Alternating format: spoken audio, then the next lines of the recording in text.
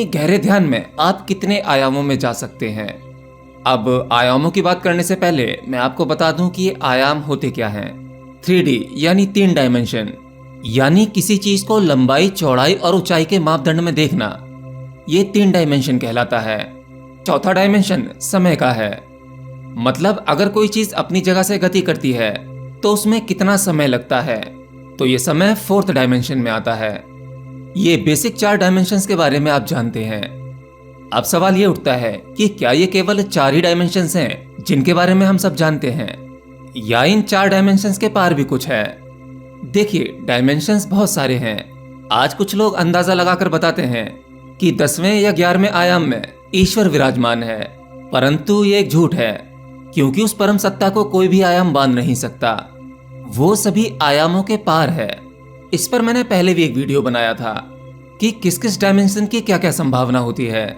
लेकिन आज हम बात करेंगे कि आप अपने ध्यान के माध्यम से किस डायमेंशन तक जा सकते हैं, कौन से आयाम को छू सकते हैं।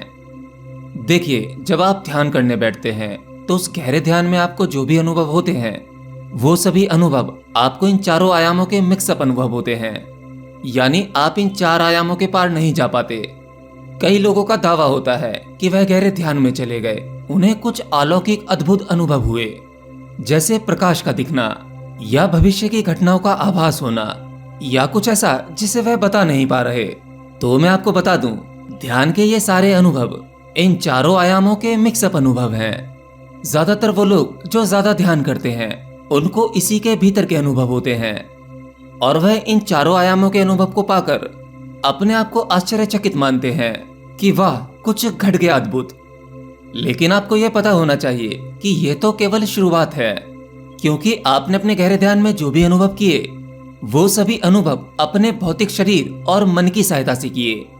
उन सभी अनुभवों को देखने का एहसास था, वहां समय मौजूद था, और जैसा कि मैंने कहा, 4th डायमेंशन यानी चौथा आयाम समय का आयाम है।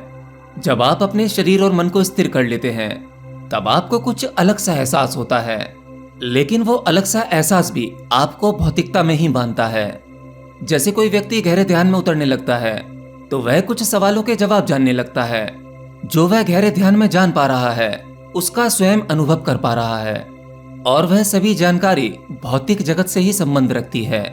तब आपको यह एहसास हो जाता है कि मैं कुछ जान रहा हूँ, मुझे कुछ सवालों के जवाब मिल रहे हैं, और ये जानकारी आपके भीतर एक प्रकार का सूक्ष्म अहंकार पैदा कर देती है, जो आपको और जड़ता से बांधती है।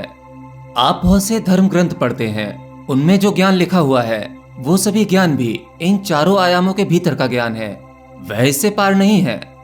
हाँ, कुछ खास किताबें हैं जो आपको 10वें 11वें आयाम तक की बात बताती हैं, लेकिन वह भी केवल बात है, जानकारी, ना कि अनुभव। जैसे भगवत गीता, उसमें जो ज्ञान है वह कुछ 4 से अधिक आयामों का ज्ञान है। जैसे भगवान श्री कृष्ण द्वारा दिखाया गया अपना विराट स्वरूप। लेकिन आज हम जिस प्रकार से भगवत गीता पढ़ते हैं वह हम अपनी बुद्धि की क्षमता के अनुसार पढ़ते हैं। हमारी बुद्धि में अभी इतनी क्षमता नहीं है कि उसे पूर्णता से समझा जा सके, उसमें लिखे गहरे अर्थ को हम नहीं जान पाते। इसीलिए हर भगवत गीता पढ़ने वाला व्यक्ति ज्ञान को उपलब्ध नहीं हो पाता। अगर आप वेद, उपनिषद और भगवत गीता को समझना चाहते हैं तो सबसे पहले आपको अपने रिसीवर का दायरा बढ़ाना होगा, यानी अपनी समझ की सीमा के पार निकलना होगा। अगर आप अपनी बुद्धि से वेद, उपनिषद और भगवत गीता को समझने निकलोगे तो आप कुछ न जान पाओगे। बुद्धि से केवल आप अपनी भौतिक जगत की जानकारी इकट्ठी कर सकते हो सकता है आपका ब्रेन एक खास ब्रेन हो, आप जो भी चीज एक बार पढ़ें उसे भूल ना पाएं, लेकिन इसे केवल जानकारी इकट्ठा करना कहते हैं। ज्यादा से ज्यादा अपनी मेमोरी में सामग्री भरना, नॉलेज को भरना।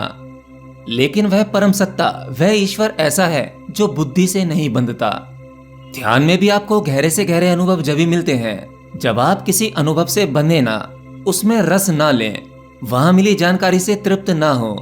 कुछ थोड़े से साधक होते हैं जो गहरे ध्यान में उतरकर चौथे आयाम को पार कर पाते हैं, जहां उन्हें समय का बोध नहीं होता। उनके लिए समय समाप्त हो जाता है। समाधि वही अवस्था है, और जब जिसे एक बार समाधि घट जाती है उसमें इतना विवेक आ जाता है कि वह जान पाता है अब उसे पूर्ण समर्पण करना है।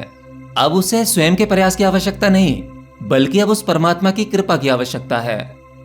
जब एक साधक अपने सभी अनुभवों को और स्वयं को उस परमात्मा पर समर्पित कर देता है, तब उसे बाकी अनंत आयामों के अनुभव उस परमात्मिक कृपा से ही घटते हैं।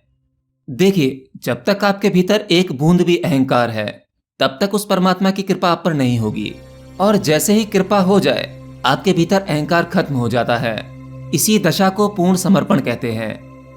देखिए, आयाम और लोक गिनती में नहीं आ सकते।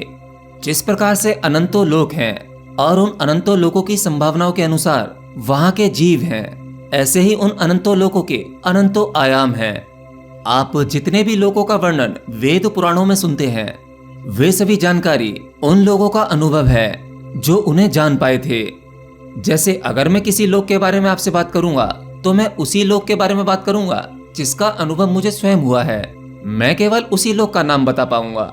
इसी वजह से कुछ लोकों का नाम आपको वेद पुराण में लिखित रूप में मिल जाता है।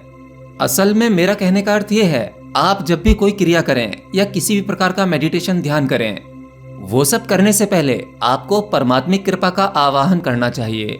आप बिना विनम्र भाव उस परमात्मा के प्रति समर्पण किए बिना उसे ढूंढने चलोगे तो ये एक प्रकार का अहंकार है। आप सीधे सीधे अपने आप को इतना बड़ा मान रहे हैं कि उस परम सत्ता को ढूंढने निकल पड़े।